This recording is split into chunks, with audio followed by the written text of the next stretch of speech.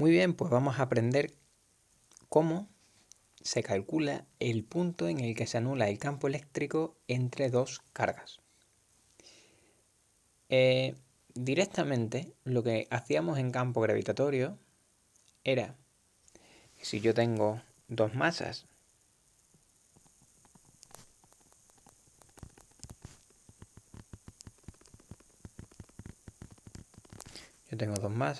M1 y M2,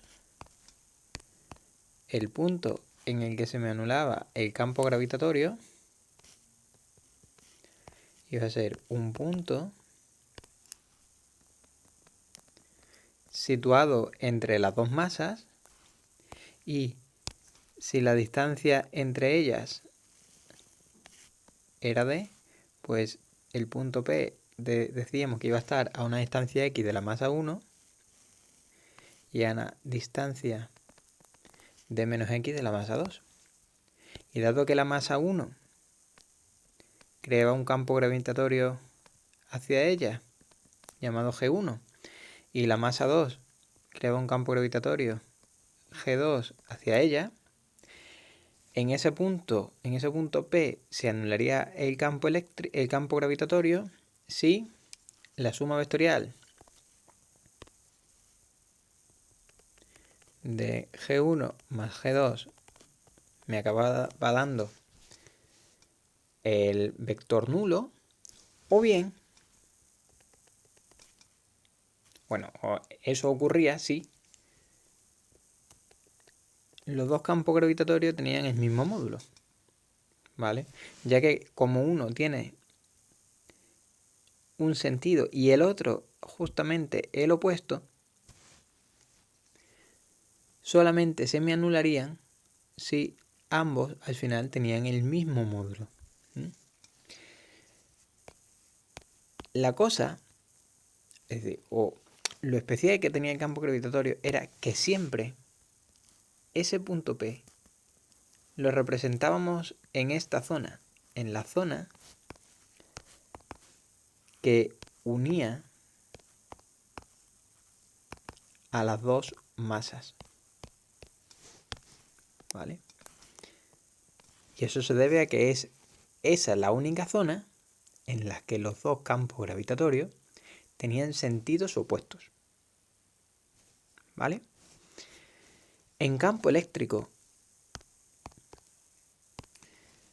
yo voy a poder tener diferentes situaciones.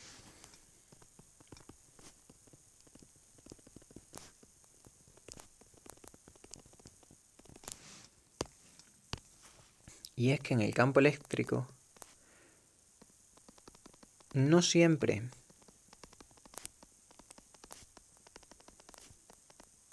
se anula el campo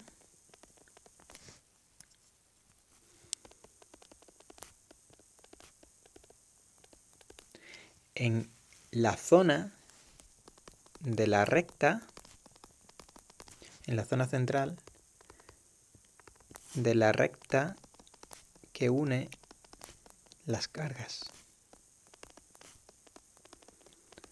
Algo que siempre ocurría en campo gravitatorio no va a ocurrir siempre en campo eléctrico. ¿Y eso por qué es? Pues es porque vamos a tener dos situaciones posibles.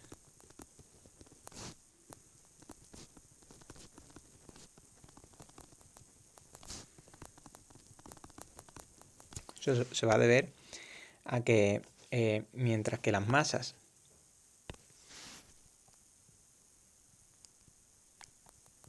siempre creaban unas líneas de campo entrantes,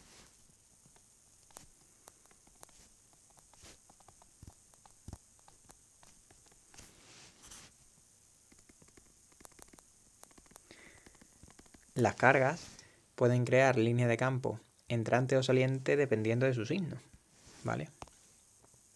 Entonces, en campo eléctrico vamos a tener dos situaciones posibles. Situación 1 y situación 2. En la situación 1,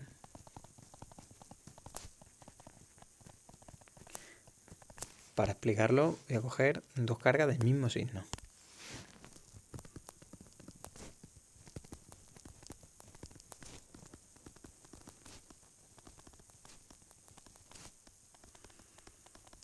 Pueden ser las dos positivas o las dos negativas, eso me da igual. Y en la situación 2,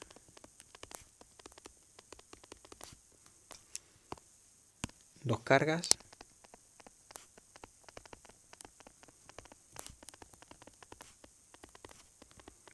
de signos opuestos. Cuando tengo dos cargas del mismo signo, por ejemplo, las dos negativas,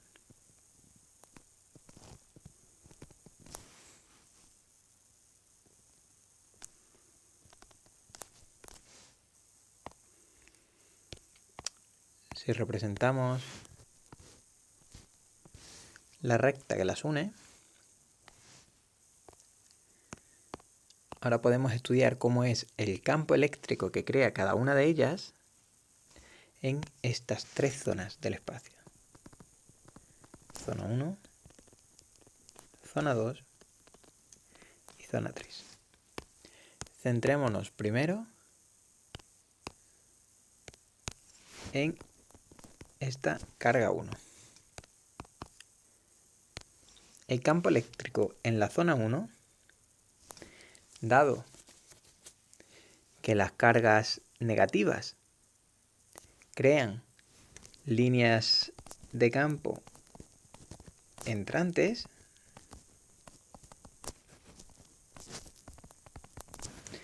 pues en la zona 1 el campo eléctrico será así. En la zona 2 lo tengo que representar entrando hacia la carga 1. Y en la zona 3 también lo representaré igual. Sería, si lo represento toda la línea de campo así, sería así, ¿no? Pero para que solamente lo pinte aquí en la zona 3, sería así. Esta línea de campo acabaría entrando en la carga 1. ¿Vale?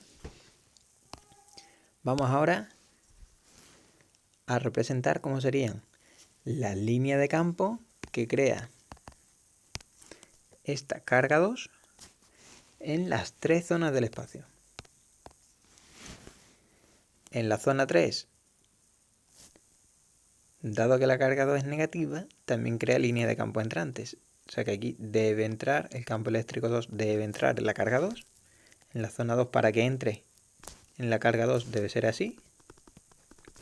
Y en la zona 1 tendría que ser así. ¿Vale? Para que esa línea de campo al final entre ahí en Q2. Bien. Como ya habíamos dicho,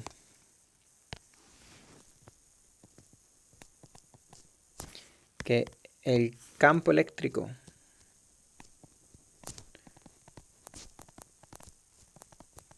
total solamente se va a anular en aquella zona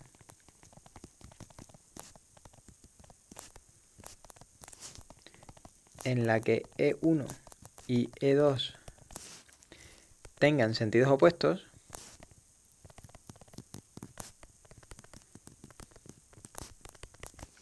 ¿En qué zona se va a anular? Pues solamente en esa. ¿Vale? Se anula en la zona central de la recta que une a las cargas. Dice, bueno, pero aquí ocurre lo mismo que ya sucedía en campo gravitatorio. Digo, sí, en esta situación sí, en esa situación sí, ahí sí coincide, ¿vale? Se anula ahí y no se anula ni en la zona 1 ni en la zona 3, porque ahí los dos campos eléctricos, E1 y E2, tenían el mismo sentido, ¿vale? Pero es que ahora lo que vamos a hacer es representar la otra situación en la que las dos cargas tengan signos opuestos. Vamos a poner positiva Q1,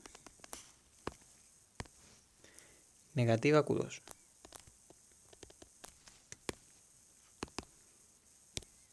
vuelvo a representar la recta que une las cargas y llamo zona 1 a la zona de la izquierda, zona 2 a la zona de la derecha y zona 3 a la zona, perdón, zona 2 a la zona central y zona 3 a la zona de la derecha. Y vuelvo a hacer lo mismo de antes. Solamente que ahora tengo que tener en cuenta que las cargas positivas crean líneas de campo salientes,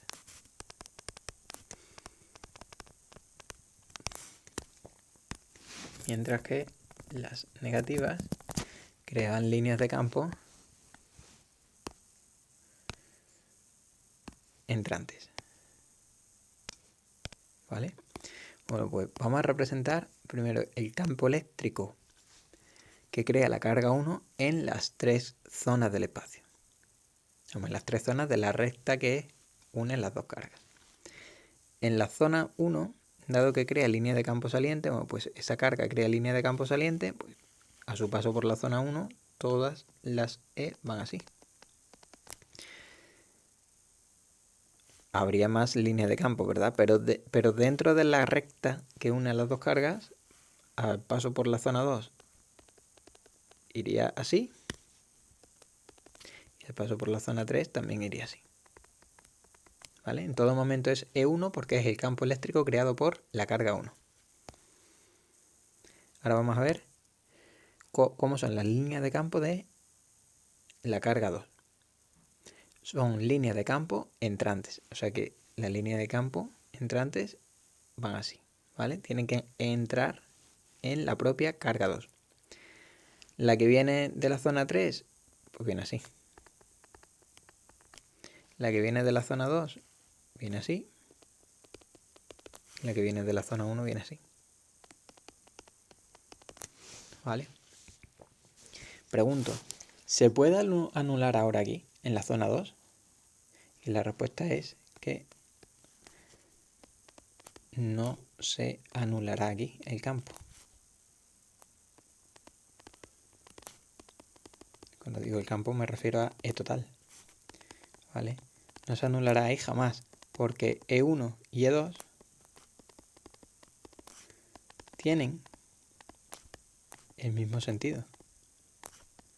Y cuando yo sume los dos vectores que tienen el mismo sentido, pues jamás me va a dar el vector nulo. Para que la suma de dos vectores me dé el vector nulo, obligatoriamente esos dos vectores tienen que tener sentido opuesto. Y eso puede ocurrir o bien en la zona 1 o bien en la zona 3. ¿Vale? Así que o se me anulará aquí o se me anulará ahí. ¿Cómo voy a saber yo que se anula en una u en otra?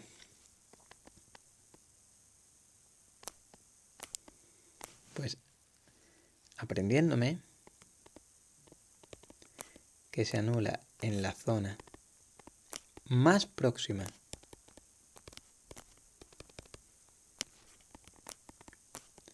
a la carga de menor valor absoluto. ¿Vale? Y eso es porque una carga crea campos eléctricos mayores cuanto mayor sea su valor. ¿Vale? Para que las dos cargas creen un campo con el mismo módulo en una de las zonas, en esa zona, una carga tiene que crear un determinado campo eléctrico y la otra, pese a estar mucho más lejos, tiene que crear el mismo campo eléctrico. Y eso conlleva que la que esté más alejada tenga que ser la carga mayor, porque si no, jamás podría crear allí un campo eléctrico del mismo módulo. ¿Vale? Así que aprendeos que se va a anular siempre en la zona más próxima a la carga de menor valor absoluto. Y esa será la condición que nosotros vamos a imponer. ¿Vale?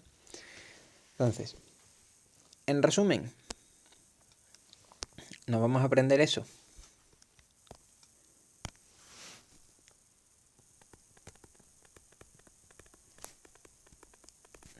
cargas de mismo signo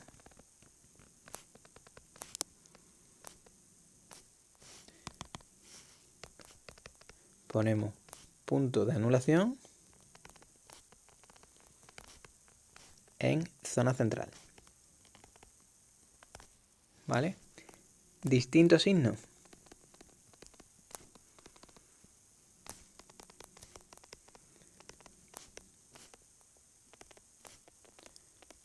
Punto de anulación en zona externa.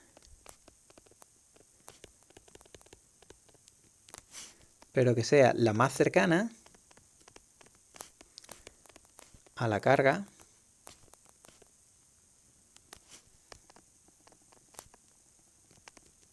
de menor valor absoluto, ¿vale? Ahora, ¿por qué no? Pues podría decir, ¿y por qué no me has puesto esto directamente? Bueno, pues porque esto no va a bastar. Vamos a tener que hacer el dibujo, ¿vale? Para razonarlo. Y cuando ya tengamos hecho y seleccionado la región en la que se va a anular, que aquí habríamos marcado esta. Voy a poner en verde. Aquí habríamos marcado esta. Y en este caso habríamos marcado, si Q1 es más pequeña que Q2, pues habríamos marcado esta, ¿vale? Ahora ya como la he pintado lo tengo que poner. Q1 menor que Q2 en valor absoluto. Pues una vez yo lo tengo marcado, pues luego ya continúo con el ejercicio, ¿eh? Pero aprendeos esto. Aprendeos esto que es lo importante, ¿eh? No vaya a ser que mientras lo estamos razonando, al final lleguemos a una cosa diferente. Y obviamente tenemos que llegar a esto. ¿Vale? Así que nada, vamos a ver un ejemplito donde lo vamos a poner en práctica. Ya vais a ver que se hace siempre igual, ¿vale? Venga, pues aquí lo dejamos. Nos vemos ahora con el ejemplo. Un saludito.